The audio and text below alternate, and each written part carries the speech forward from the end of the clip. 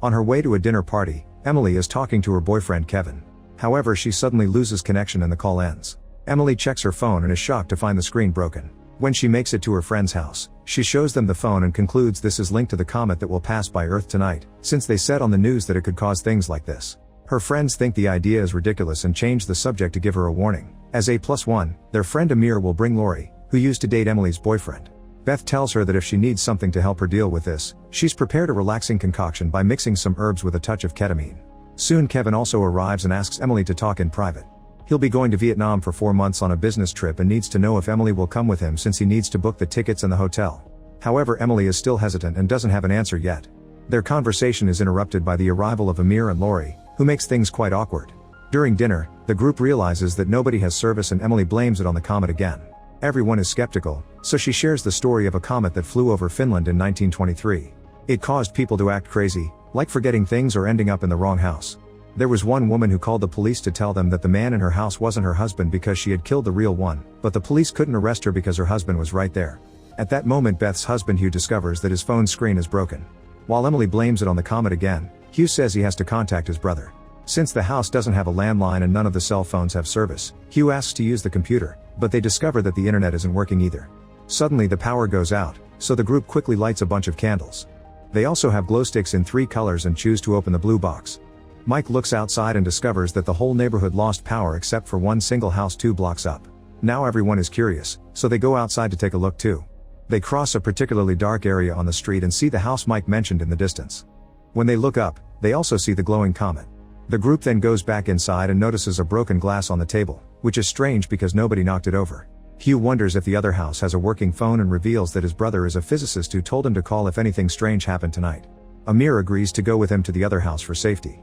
After the duo is gone, Emily shares that this comet passed over 100 years ago.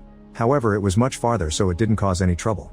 Since tonight it's closer, it reminds Emily of the Tunguska event in 1908. It was a comet that entered the atmosphere over Siberia and exploded, flattening trees for hundreds of miles and wiping out the tiny population. Suddenly someone pounds on the front door. Kevin grabs a bat and opens it just enough to take a look, but there's nobody outside. Beth realizes Amir and Hugh are taking too long and wants to go looking for her husband, but the others think it's a bad idea. At that moment the power returns to the house because Mike has turned on the generator. Then they hear the bell, so Kevin opens the door, but it's just Amir and Hugh. Amir has a strange box and Hugh has a wound on his forehead. Apparently Hugh approached the other house from the side and saw something shocking, but he won't explain what. Amir says he grabbed the box because he saw Hugh touch it, but Hugh has no idea what he's talking about. Mike opens the box and finds a ping pong paddle with a bunch of pictures. Surprisingly, there's a photo for each member of the group. On their back, there are numbers in red. The friends are worried about what this may mean, so they force Hugh to share what he saw. Hugh explains that he knocked on the other house's door but nobody came out. He went to the side to look through the window and saw a house exactly like this one, including a table set up for 8 people. The group thinks that the duo got lost and walked in a circle around this house, so it was they who knocked on this door. Hugh denies it and announces he'll go back to the other house to ask for a phone, but first he'll write a note for the other residents. While he's still writing, they hear a strange noise outside. Amir looks out the window and sees a big guy at the door. By the time Kevin opens it, the person is already gone, but he left behind a note. To everyone's shock, it's exactly the same note Hugh is writing now. Afterward, Beth takes care of Hugh's wound and Mike's wife Lee makes him choose between 2 types of band-aids. Meanwhile, the group looks at the pictures and notices that Emily's and Kevin's are halves of the same photo. Emily uses a red marker and a notebook to write all the numbers from the pictures with the corresponding names, but there's no pattern. Amir then notices that his picture was taken today because it shows the same sweater he's wearing now, and he bought it today. A closer look at the background confirms it was taken in this house. While the group leaves the room to get a drink, Emily tells Kevin that the numbers on the photos are her handwriting, which she proves by comparing them to her notes. After some more arguing, the friends decide to split. 4 of them will wait at home while the other 4 investigate. Using the blue glow sticks, half of the group goes outside and crosses the extra dark area to reach the other house. Mike immediately notices it looks exactly like his own house and peeks through the window to see Lee and a few friends inside. At that moment they hear someone coming, so the group gets moving again. As they cross the dark area, they see 4 people across the street. It's another version of themselves, looking exactly the same but with red glow sticks. Both groups stare at each other for a second before running back to their respective houses. At home, the other half of the group has trouble believing the story. Amir and Hugh keep glancing at the boxes of glow sticks and have a word in private while the others argue about what to do. Since there's no internet, Emily wants to look at some science books, but Mike doesn't have any. Then Beth remembers that Hugh's brother left a book at home, so she put it in an envelope and left it in the car to deliver it later.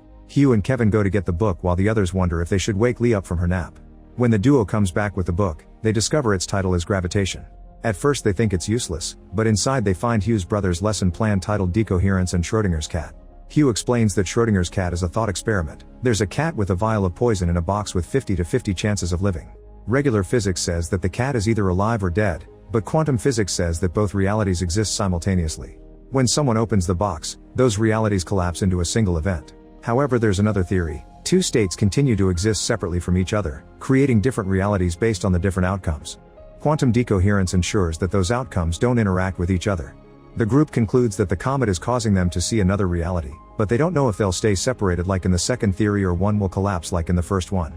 An argument ensues and Mike concludes he has to kill their other self so his reality will be the surviving one. Mike used to be an alcoholic, so if his other self is drinking, he may be dangerous. Trying to make sense of this, the group asks what Mike saw in the other house, so Mike mentions Hugh, Amir, and Lee. However, their Lee is currently taking a nap, which means that in the other house Beth is the one napping and therefore they don't know about the book yet. Mike thinks they should go to the other Hugh's car and steal the book so the other house won't get the same ideas, but Hugh refuses to give him his keys. At that moment Lee wakes up. While the others tell her what happened, Mike talks to Kevin in private and says he wants to go to the other house. He plans to blackmail his other self to make him stop the other group from getting the book. Kevin thinks it's a bad idea but Mike ignores him. Meanwhile, Lee says she's still a bit woozy from the drops. Beth admits she gave her some of her concoction to help her sleep, but she says she asked for it. The whole group freaks out as they wonder if Beth put the concoction in their food, so this weird incident could be a hallucination. Beth swears she didn't and goes to the kitchen to show them the bottle, reminding them that to reach that state of mind they would have to drink the whole thing. And even then it wouldn't be enough because she only used a few drops of ketamine in the herbal mixture. Besides, even if it was a hallucination, 8 people can't possibly imagine the exact same thing. While everyone argues in the kitchen, Hugh and Amir return to the dining room and pull out their glow sticks, revealing they're red. They're actually the duo from the other house and the original never came back. They grab the box with the pictures and the book and leave. Then Mike enters the house and Kevin realizes he didn't notice he was gone. Mike explains he considered stealing the other book but he didn't do it, so instead he left a letter for himself. Kevin can't understand how he did all that in 5 minutes, but Mike swears he was gone for 45. Tired of this, Mike decides to start drinking again. The others notice that Amir, Hugh, the box, and the book are gone and realize that those two were acting strangely since they returned. Kevin wants to go looking for them, but Emily doesn't let him leave. In the kitchen, Lee does the dishes while she admits that she's scared of Mike drinking again. Beth comforts her while taking an injection of the concoction. In another room, Lori flirts with Kevin while claiming to support him against Emily's attitude. Suddenly she kisses him, but Kevin pushes her off. All this is overheard by Beth. Meanwhile, Emily realizes that if the pictures were in the other house, they should have the same ones here. Mike brings their old vacation photos, but she doesn't dare to cut the one with her and Kevin. At that moment she's approached by Beth, who tells her everything happens for a reason. In the kitchen, Mike looks for more wine and Lee uses the chance to talk to him. She tells him he doesn't have to lose it like this because there's no way anybody in other realities can love him as much as she does here. This makes Mike admit he made a mistake. At the same time, Emily tries to talk to Mike because Beth told her what she heard, but he doesn't want to discuss it. Suddenly the power goes out again and the group rushes to light more candles. Then they hear a car window breaking, so they agree to go out all together to investigate. Outside, they discover that the window on Hugh's car was smashed, but nothing was taken or left behind. While everyone is distracted, Emily goes to her car to grab a ring from her glove compartment. She puts it on before she's startled by Kevin checking on her. Emily reminisces about the time he gifted her this ring and hugs him. Then she asks if they found any clues on Hugh's car, but Kevin doesn't know what she's talking about. Emily is horrified to realize this is a Kevin from another reality, so she returns to the house and notices not everyone is back yet. The group wonders why their copies broke the window since the book was already gone. Kevin asks where Emily was and she shows him the ring, confirming that she talked to a different Kevin before. At that moment they hear another noise and look out of the window to see Hugh and Amir approaching the house. Their glow sticks are blue, so they open the door for them. Hugh and Amir drop the book on the table and share what happened, but it's the same story as before. Their friends ask them why they're repeating things, but the duo swears they didn't return to this house since they left the first time. Lee notices that Hugh has a different band-aid and the duo pulls out red glow sticks they found in the other house, so they have both blue and red. The group realizes that the Hugh and Amir from before were from the other reality. Amir tells Mike that his other self is worried about him. They discuss the matter of notes and Hugh reveals that the other house also had 2 of them. This means they've been interacting with multiple realities, not just one. The group decides they need to mark the house so they know which one is theirs, but it must be random so the other houses can't copy them. Soon they come up with the idea of rolling dice, then each of them only gets one random number. As soon as they finish saying it, they realize those were the numbers on the photos, which means the other house already did this. Amir takes a picture now and Lee finds a box in the back that also looks like the one from the other house. Emily is still hesitant to cut the picture of her and Kevin, so Lori reveals she still has a photo of Kevin in her wallet because she wrote her checking account number on it. This inspires Emily to finally cut the picture. Everyone rolls a die and Emily writes the numbers on the pictures using a blue marker. Amir works in online security and tells them the concept of a quick code used for extra security, so he thinks they should add a random object into the box as well. This explains the paddle they saw before, but this group chooses a coaster. After everyone has rolled, Emily tries to compare the numbers with the ones she wrote from the other house, only to discover that her old notes are in green. This means she's come to the wrong house. Hugh is using his phone to calculate possibilities and Emily notices that his screen isn't broken. A terrified Emily asks people from their numbers and some of the answers match the old notes, not the new ones. She talks to Mike in private to tell him that the group here is from different realities, and she theorizes that the super dark area outside caused it. If someone crosses that spot, they will be sent to a reality at random. Emily wants to return to her reality before the comet is gone, otherwise she'll be stuck here.